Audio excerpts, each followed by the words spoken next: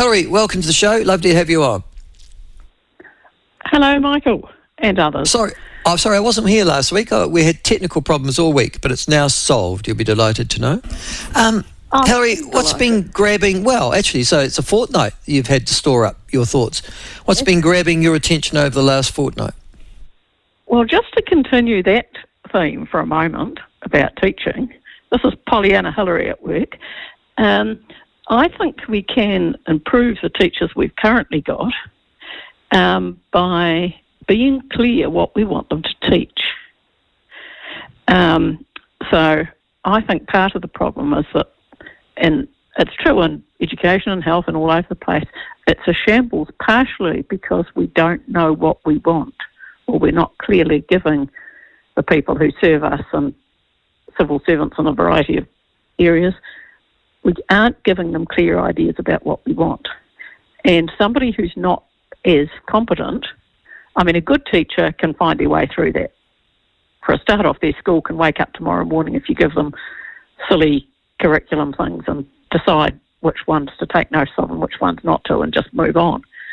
But the worse you are as a teacher, the harder it would be to deal with the shambles of a curriculum. So if you say, clearly this is what we want you to do, then they've got much more chance of achieving it. So I think there is something you could do with even the people who aren't so good as the other ones. So what you're saying basically is the less initiative you give teachers, the better, because a good proportion of them wouldn't know how to use initiative anyhow. On top of the basic curriculum, use whatever initiative you want, but only once you've done the basics, the things that we want you to do as a society and as parents and as a government, perhaps. So feel free to exercise your curriculum, your initiative, but do it on the additional, do you want to teach them to play old-fashioned rounders or lacrosse or whatever it is. But keep the basics clear, understandable, achievable. Where are you going with this type of stuff? I talked to a senior primary school teacher last week, in actual fact. I know her through another way, and she rolled her eyes at this particular issue. In essence said, well, for God's sake, that's what we're doing now. We do teach kids to read and write and to do arithmetic. She was essentially saying at her school, this is standard form and procedure. We don't need to be reminded to do it. But I guess, and there might be... But some might. Yeah, and that's the issue, isn't it? Yeah. And so if you've got... it must be overwhelming to keep getting all the crap that you're getting, and especially the older teachers too. It's not just the young teachers who might be ill-prepared and poorly trained. The older teachers were trained from 40 years ago. And so they're being asked to do all sorts of things that must be bewildering on a good day to them. And if they feel they're really on top of their game today, they can teach the kids Monday, Tuesday, Wednesday, Thursday, Friday in Te Reo. That would make them feel really on top of the game, but essentially it must be hard for them too. But we must be doing something wrong because, as this PISA gradings note, it's been a 15-year process. Now, Labour are only in power for 6 of those 15 years. National are in power for another 9. I've given my very strong views on how useless Hikaya Parata and her predecessor were as Ministers of Education in a national government under John Key. So the neglect can't be all put to one party, can it? No, but it's also... to be fair on the testing regime and things, it may be, if we're moving down in the comparative indicators, where we used to be in the top 3 or 5, we've plummeted, it may be that others have got better. No. I don't know about that. Well, no, that is true, but that's not the reason we've plummeted. Our relative scores have declined. So it's not a ranking system where New Zealand's ranked against the other, 36 countries in the OECD. But it's also that our... Yeah, but it's also that our scores, I'm looking at them right now in actual fact, have been on a steady downward projection for the last 15 years. So we are getting lesser scores. And they're not ranked against other nations, they're just ranked against the standard prior. Right. So the standards, it's not that the standards have gone up for everybody. No. It's just that so in other words, and it's really, when you think about it, it's quite amazing. 15 years ago, our 15-year-olds were smarter than they are now. By a considerable degree. They knew more? They had the basics of education, whether they were math, science and English and reading, at a much higher level than the 15-year-olds of today. Another thing that was presented to me was that the countries that are doing well are rote learning countries, and we try and teach critical thinking. Goodness me, that was a surprise to me that that's what we were doing in schools now, but we don't do the rote learning of the Asian countries or the Catholic catechism sort of approach or whatever.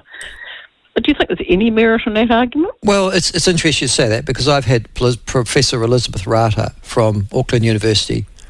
I think she's the emeritus professor now from the Department of Education at Auckland University. And that's exactly the point that she's making. She's saying that at our primary schools, where we should be teaching these building blocks, and you can't have critical and creative thought unless the building blocks are in place first, because that's where the critical and creative nature comes from. After you've got them. That's what I said to the person who said that to me. I said, you can't be critical until you get the basics right first, for heaven's sake, and then be critical. So if you have to do it by rote learning, however you do it, you have to get that stuff in first, I presume. And that's exactly the point that Professor Rata was making, and that was her great criticism of the New Zealand curriculum, because it wasn't putting in place those building blocks before it encouraged children to adopt a critical facility. And her argument was that your critical facility will always be impaired because you don't have those basic logical building blocks in place from which to be able to make those kind of definitive judgments.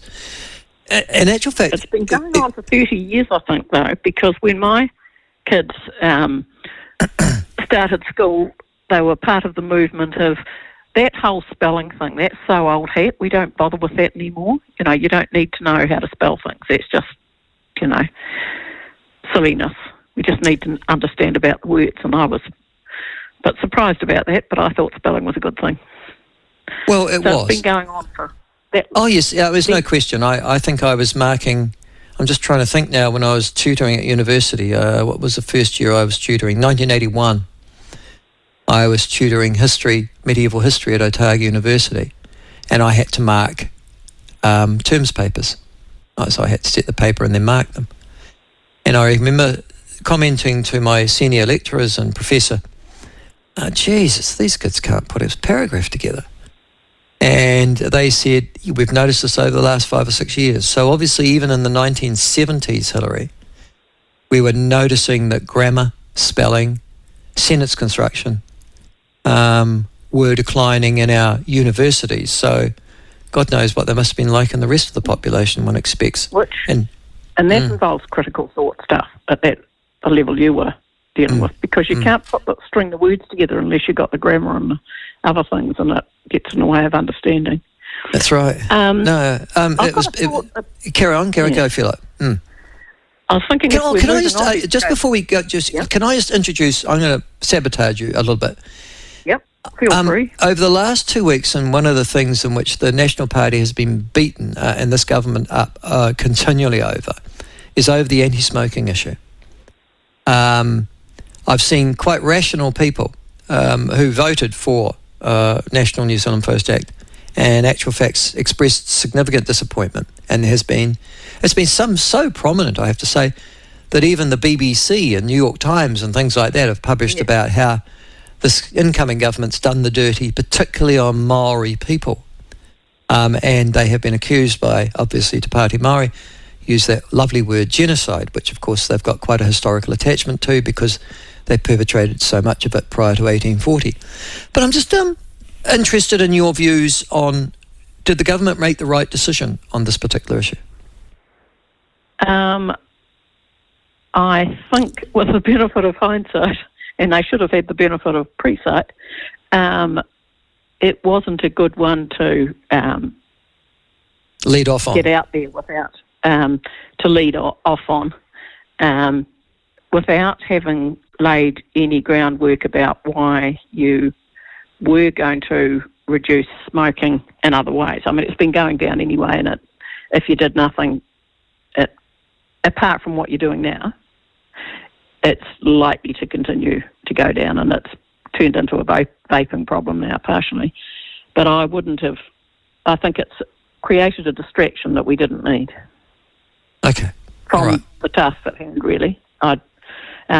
Which is not to say that I think that it necessarily, the measures that the Labor Party was halfway through trying to get to, are necessarily going to have any particularly useful effect compared with some others that you could choose. But they're now backfooted and have to explain further about why.